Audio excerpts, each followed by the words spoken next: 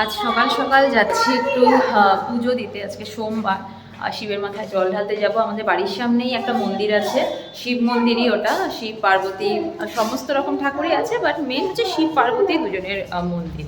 তো এখন ওখানটাতেই যাচ্ছি। প্রীতমের আবার 11টার সময় অফিস বেরোতে হবে। আমি ভেবেছিলাম আরও সকালে উঠবো, বাট হলো না।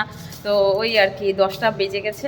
1 ঘন্টা আছে হাতে টাইম, ফটাফট গিয়ে পুজোটা দিয়ে চলে আসবো। এখন থেকে ডিসাইড করেছি প্রত্যেকটা সোমবার একটু শিবের মাথায় গিয়ে জলটা ঢেলে আসবো। আমাকেও বলেছিলাম যে পুজো দেওয়ার জন্য, বাট ও স্নান দান কিচ্ছু করেনি। ও ছেলেকে নিয়ে বলেছে বাইরে দাঁড়িয়ে থাকবে, আমি নাকি একাই যাও। তাই না বাবা? তুমি তো পুজো টুজো দেবে না। চলো, হয়েই চলে এসেছি আমি মন্দিরে। শিবের মন্দিরটা এই ভেতরে, আর বাইরেও অনেক ঠাকুর রাখা আছে। তো একটু পরেই মন্দির বন্ধও হয়ে যাবে, 12টার সময় লাস্ট।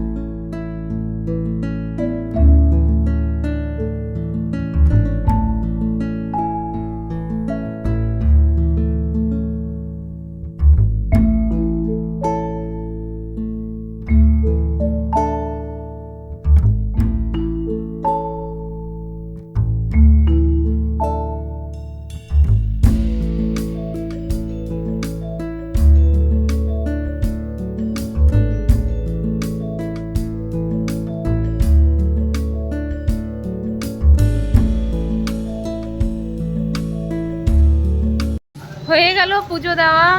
একটা বিশাল বড় মনে হচ্ছে শান্তি।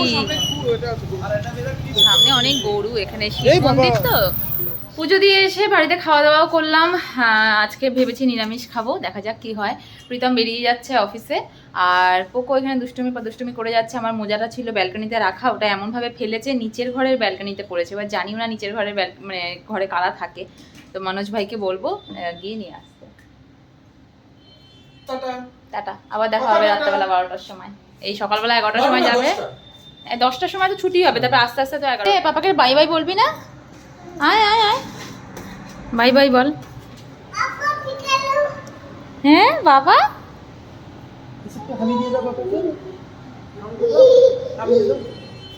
একদম মাঙ্কি কিং আমাদের। চলো ভেতরে চলে এসো, ভেতরে চলে এসো। হ্যাঁ হয়ে গেছে।